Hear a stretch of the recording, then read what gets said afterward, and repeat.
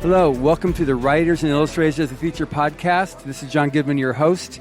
We're here in Miss Pitty Pat's porch in Atlanta, Georgia, as part of DragonCon with a world-renowned and my amazingly good friend, Larry Elmore. Welcome, Larry. Thank you. It's good to be here. Another DragonCon. Wow. Exactly. So we met at DragonCon, Yes. I think 4 years ago, 5 years ago. 4 or 5 years ago, at least. When I came up to you and said, hey, can I talk to you about this contest? My name's John Goodwin, and you're like, who is this guy? I was really, really busy, and you kept coming back, and I'm like, I don't have time to talk about some art. I don't want to judge some art contest. And finally, I just said, I give you my email and phone number. I said, contact me after the con so we can actually talk, you know. Yep. Because it was so crazy.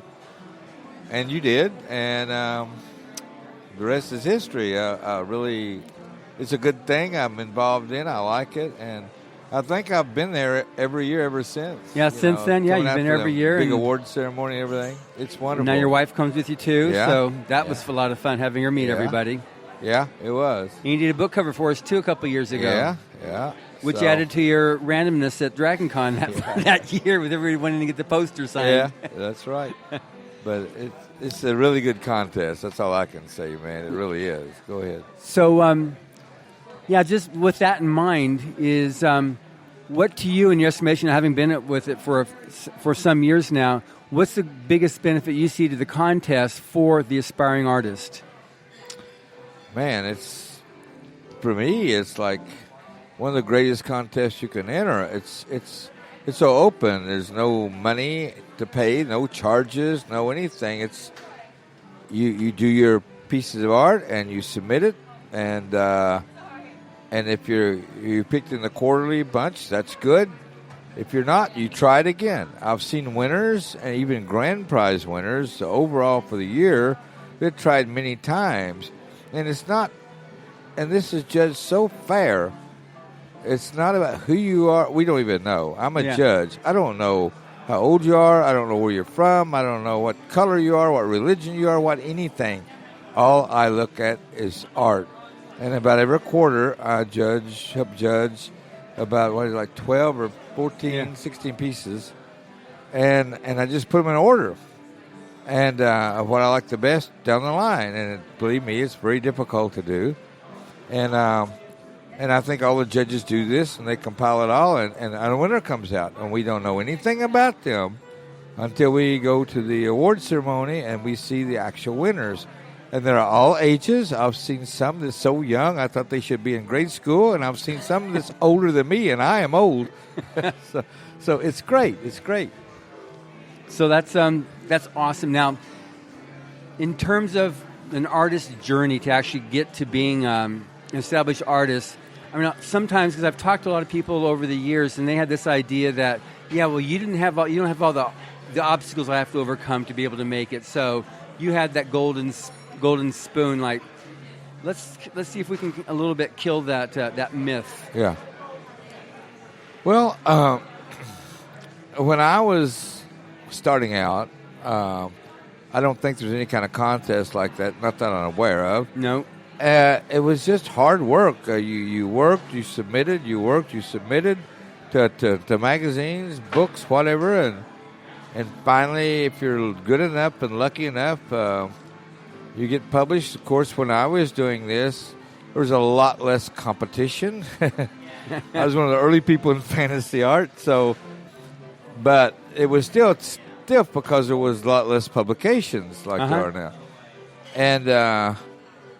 But I was prepared. I had a wife and kids. I still do, same ones. And back then I was young, and I had to make X amount of money to live.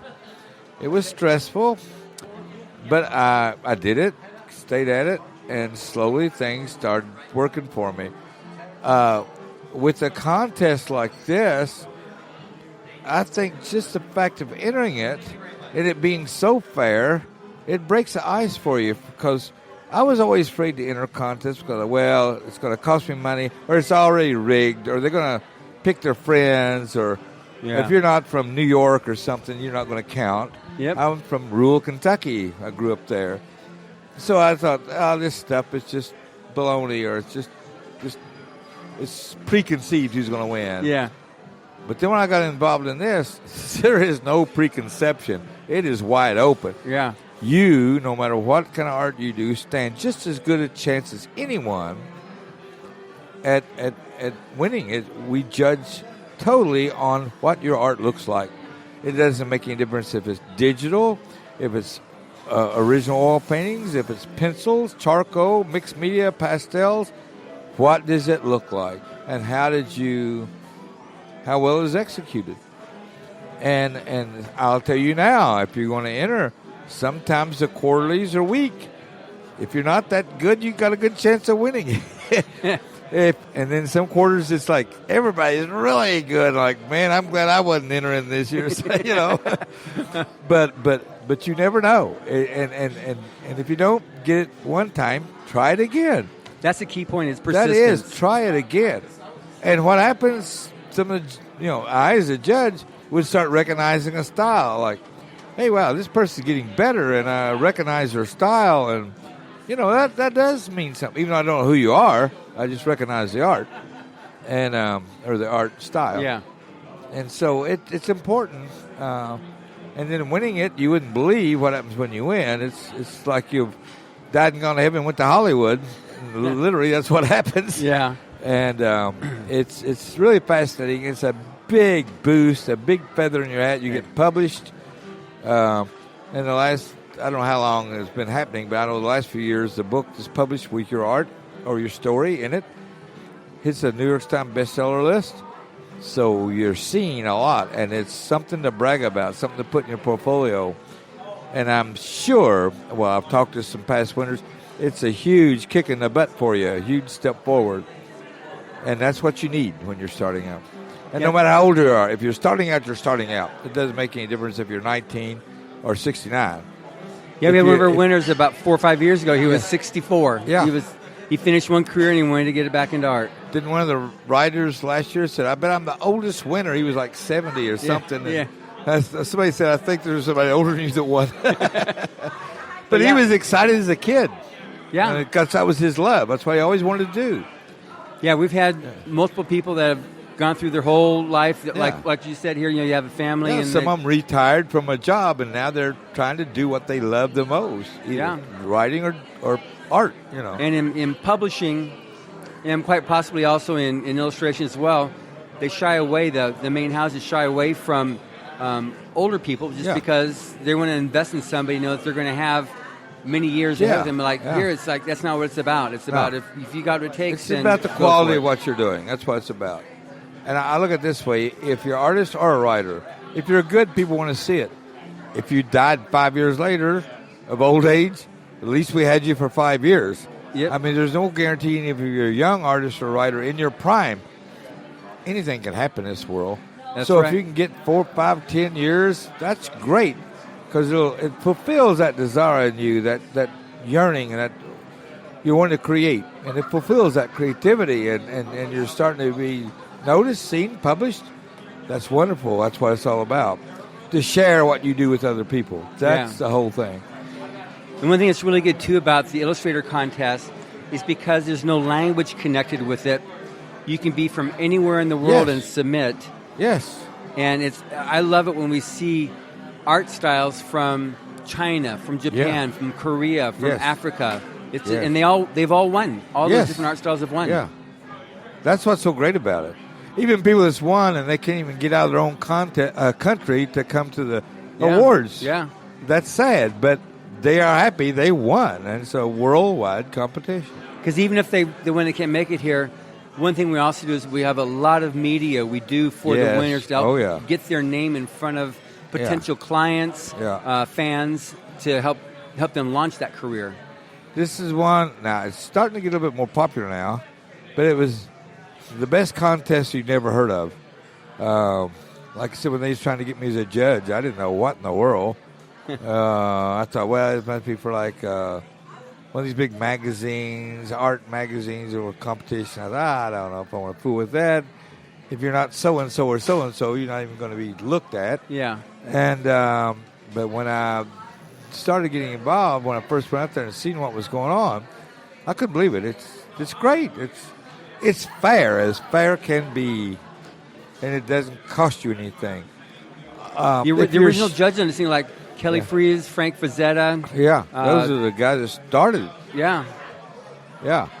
I couldn't believe that I was in their category when I went out there. Like, oh, you mean they were judges? I said, yeah. I'm like, oh, my God. Well, I'm a judge for sure now. Yeah. Will Eisner, he's got his own award in Comic-Con, and he was one of the first judges. Yeah.